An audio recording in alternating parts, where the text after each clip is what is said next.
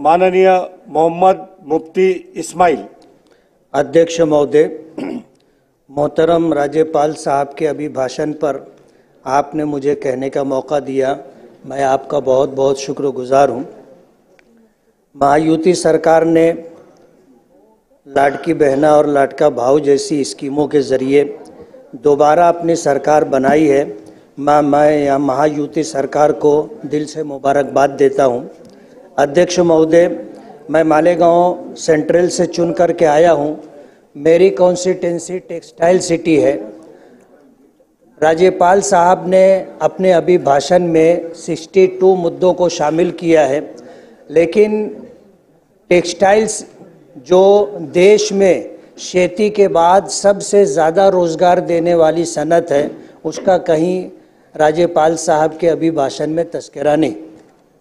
मालेगांव में plane power loom है और सरकार जो भी स्कीमें बनाती है वो जदीद पावर लूमों के लिए बनाई जाती है, लेकिन प्लेन पावर लूम के लिए कोई स्कीम नहीं बनती। मैं आपके मार्फत सरकार से और केंद्र सरकार से ये गुजारिश करना चाहता हूँ कि प्लेन पावर लूम के लिए जो खेती के बाद सबसे ज़्यादा रोज़गार देने वाली सनत है, उसके लिए ऐसी कोई स्कीम बनाना चाहिए जिसके ज़रिए से टेक्सटाइल से रिलेटेड और जुड़े हुए लोगों को उसका लाभ मिले। अध्यक्ष महोदय, मेरी कॉन्स्टिट्यूंसी में सट्टा है, जुगार है, इसी तरह नशा और चीज़ों की ख़रीद व फरोख्त है, जैसे गांजा है, कुत्ता गोली जिसे अल्पराज़ोलम कहते हैं। इन जैसे नशा और चीज़ों का बड़े लोगों की सरपरस्ती में ये कारोबार होता है। पुलिस प्रशासन इस सिलसिले में जैसी कार्रवाई करनी चाहिए उस सिलसिले में पुलिस प्रशासन वैसी कार्रवाई नहीं करती है। पुलिस प्रशासन का ऐसा कहना है कि हमारे पास पुलिस नफरी कम है, पुलिस बल कम होने की वजह से हम पूरी कार्रवाई नहीं कर पाते हैं। मेरी आपके मार्फत सरकार से ये गुजारिश है कि मालेगांव तालुके को पुलिस कमिश्नरेट बनाया जाए ताकि पुलिस नफरी बढ़े और पुलिस बल में इजाफा हो और गुनहगारों के ख़िलाफ़ कार्रवाई करने में आसानी हो।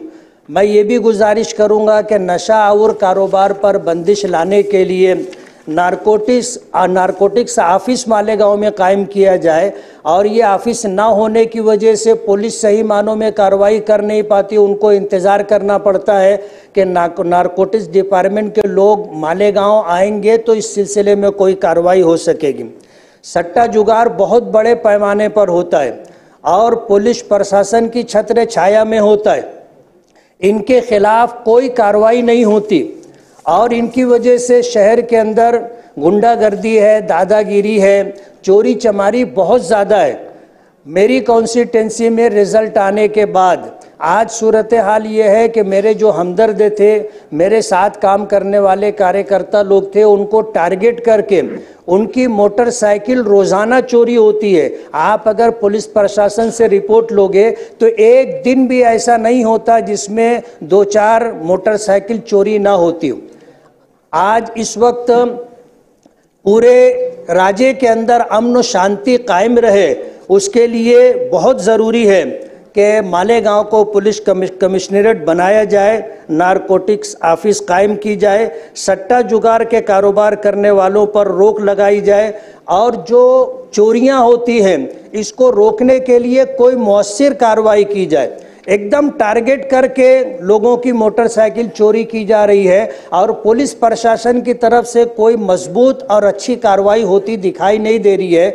मेरी आपसे गुजारिश है कि ये 2-4 मुद्दे मेरे हैं, इस पर जो है कार्रवाई हो और इस पर कार्रवाई होने के बाद कोई अच्छा रिजल्ट मिले।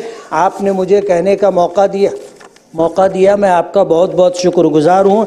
जय हिंद, जय महाराष्ट्र।